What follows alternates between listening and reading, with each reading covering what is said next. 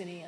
And if you select the wrong ones, if I put down the ingrown toenail instead of the skull fracture, there's a possibility I could have cut us out of thousands and thousands of dollars, couldn't I? All right, so it's very critical.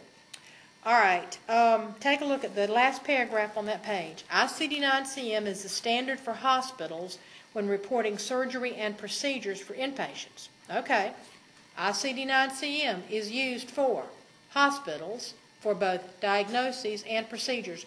Write that down in the margin of your book. You'll find out why in a minute. ICD-9-CM, inpatient. We use it for diagnoses and procedures. ICD-9-CM, inpatients, we're going to use it for diagnoses and procedures. All right, next sentence. The AMA's current procedural terminology, which we know as CPT, and the Healthcare Procedure Coding System, which we know as HCPCS. Now, they're two entirely different systems. Actually, CPT is a part of HCPCS. All right, you're going to find that these are used for hospital outpatient and for physicians' offices. Oh, but wait a minute. They're also going to use ICD-9-CM diagnostic codes.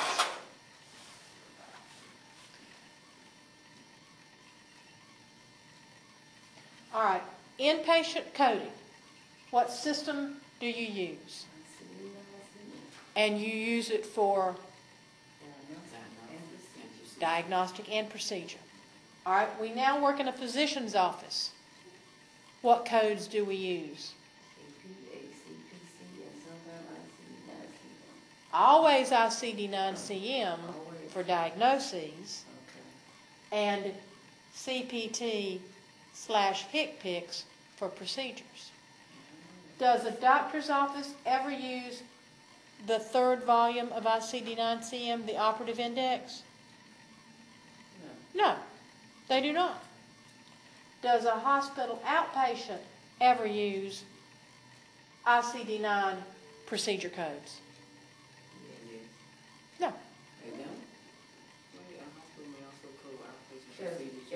Well, I take that back. They can do both. Which one's typically reportable would be the CPT. That's the way they want them reported. Take a look at the American Medical Association CPT and HCPCS Level 2 codes, rather than the ICD-9 Volume 3 codes, are the standards for hospital reporting of outpatient procedures and physician reporting. A hospital may also code outpatient procedures using the ICD-9-CM system for internal or non-claim related purposes. So yes, they can, but for billing purposes, they would be using CPT and HCPCS. Are you 100% totally confused? Yes. I'm not surprised. It's very confusing. Put it up in a different way.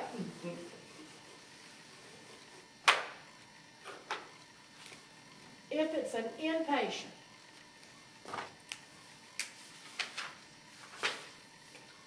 we've got diagnoses codes, we've got procedure codes.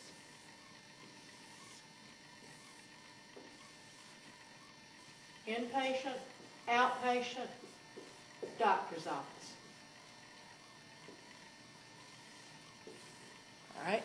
How do you code diagnoses in an inpatient?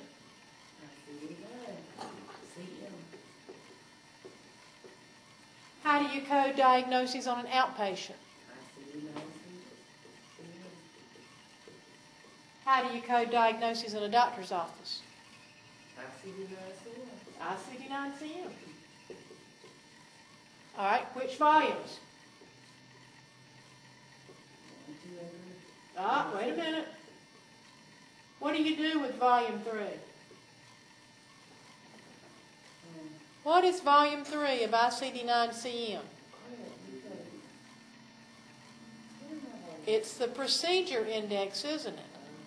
So we don't use a procedure index to code diagnoses. All right.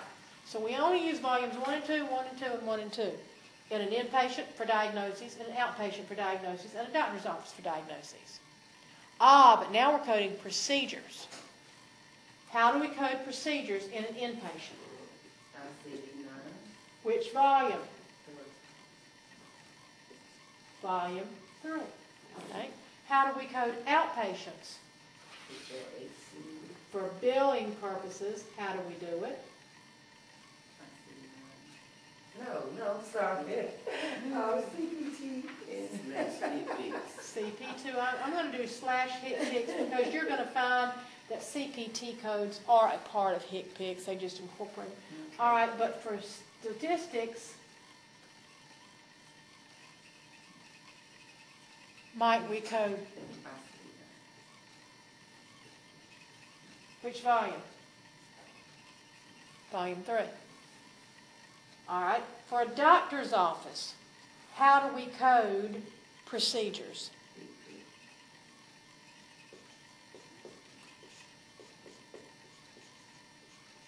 Do they ever use ICD-9 Volume 3? No, they don't even buy it.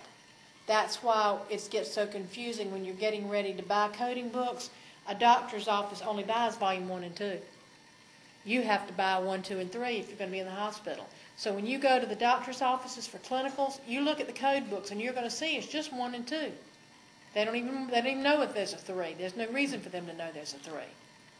All right, so outpatient, we potentially could use all ICD-9-CM and CPT and HCPCS.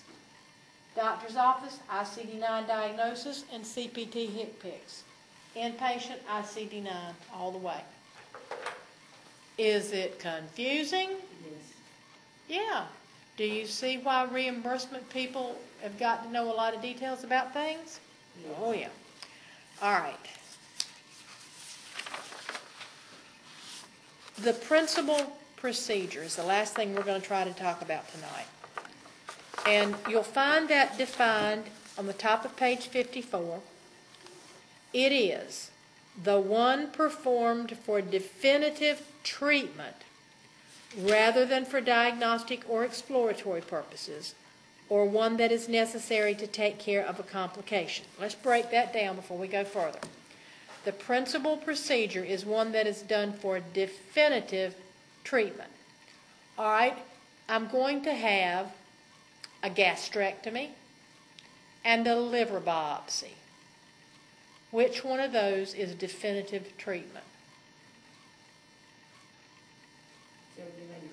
I'm going to have a gastrectomy, or removal of the stomach,